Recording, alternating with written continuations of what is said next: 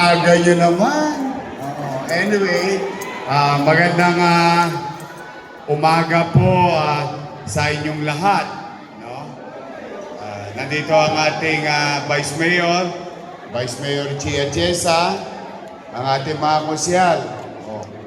Ang nangongona.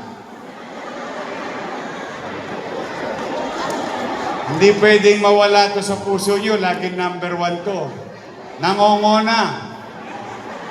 Ang ating mahal at masipag na konsehal Edward Tan. Sino ang dalaga? Ba't parang dalan-dala ka na? Dala na. Andito ang ating poging masipag na konsehal Bolong C. Dito naman. Ito, kapitbahay nyo. Ang ating masipag. Lagi nyo nakikita sa kanto. Araw-araw, gabi-gabi, nag-iikot. Awi siya. Tapos, yung bata po na yun, yung pinabili ng suka ng nanay niya. Anak po yun ng ex-girlfriend ko. Kasi asawa ko na. Ang anak ko si Frances. Tutulong siya, tutulong. Andito po kami lahat ngayon. Baka nagtataka kayo, parang may bago bang programa ang lungsod. No? Sa totoo, hindi naman siya bago. Kasi kahit naman nung Vice Mayor ako, maaari ilan sa inyo nakapunta na sa opisina ko. O nung first time ko naman na mayor, yung iba naman sa inyo, sumulat na rin sa akin.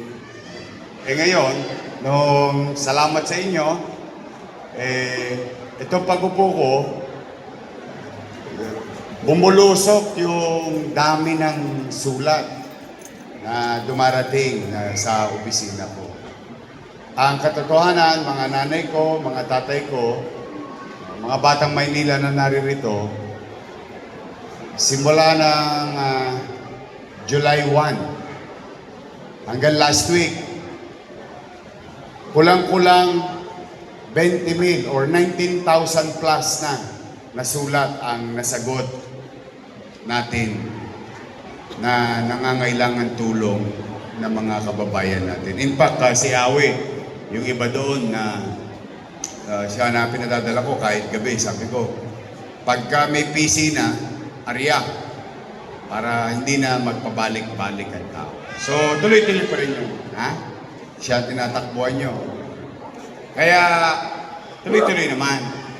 In-improve lang namin, kaya kayo nandito. Usually, ang tao, kapag may pangangailangan siya, tumutukod, kinakapos, hahanapin niya gobyerno. Siyempre pupunta mo na yan sa pamilya. Baka sakali ba, sa anak, sa apo, sa tatay, sa nanay. Pero ito baligtad.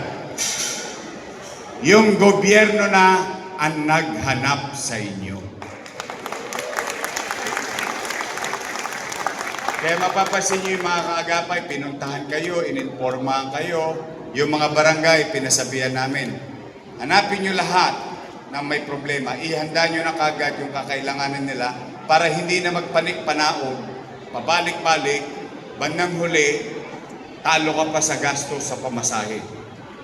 So that's why, ito ang gobyerno ngayon ng lungsod ng Maynila, sa inyo bumaba, kayo ang hinanap. Kasi alam ko ang pakiramdam na nangangailangan ka, naghahanap ka ng tutulong sa iyo. Alam ko yun. Kaya ang ginagawa namin, pinipilit ko sa maliit kong kaparanan, pahabain yung kamay ko nang mas marami pa tayong mayakap na nangangailangan dito sa lungsod ng Maynila. Yan po ang Kaagapay Program. At marami rin sa inyo nakakalam, pag kami naggagawa ng mga public assembly, yung ganito, whether kwentuhan, whether sayahan, o whether tulungan, mapapansin niyo maayos tayo. Kaya, yung mga nasa Kodli, taas ang kamay, shout out. Huwag kayong mag-aalala. Tiyak ito, tiyak. Hindi tayo abot ng tanghalian dito, uuwi na. Marami naman tayong katulong. Isa-isayin namin kayo. Just pagdadamutan nyo na kung ano ang makakayanan namin. Pero sigurado po kami, wala nang balikan to. Walang balikan. Walang balikan in such a way, in our own little way. Today, maibsan, kung kayang buuin, kung kaya man, ano pa man, o makaligtas ng buhay. Kasi sa ganitong pamamaraan din, natsatsambahan din namin yung mga life-threatening situation. Kaya, sa inyong lahat, ito po ang Kaagapay program.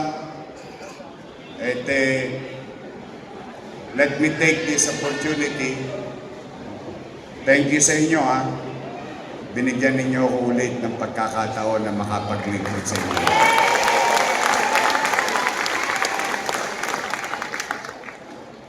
Sa mga kabataan o mga nanay, pwede nyo nang kumbinsihin in the future, in the near, not far, but near future. Ang inyong mga apo o anak, sabihin nyo na sa kanila, anak, apo, mag-doktor ka, mag-nurse ka. Kasi kahapon, yung pangarap ko para sa inyo, yung sinabi ko sa entablado, itinatag na, magsisimula ng i-construct ang bagong building na kung tawagin ay Pamantasan Lungsod ng Maynila College of Medicine.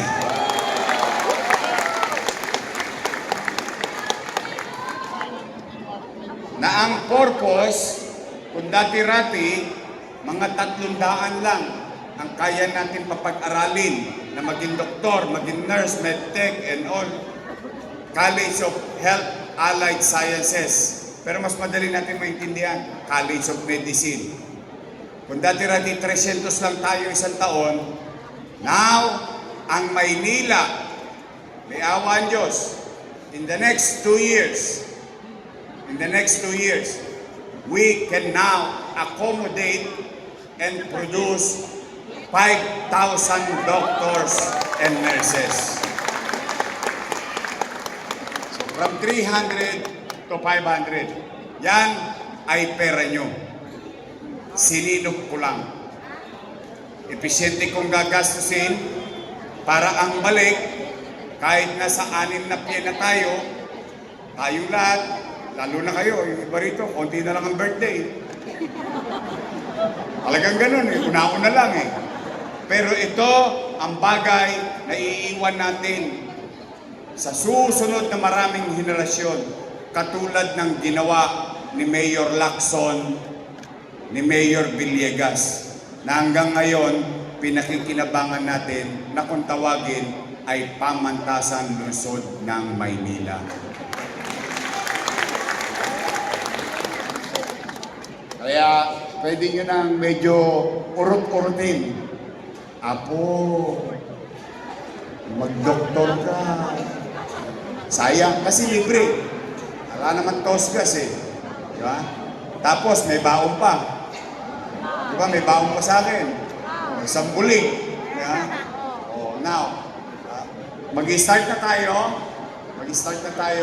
Pero special shoutout lang. Taas nga kamay ng mga senior citizen.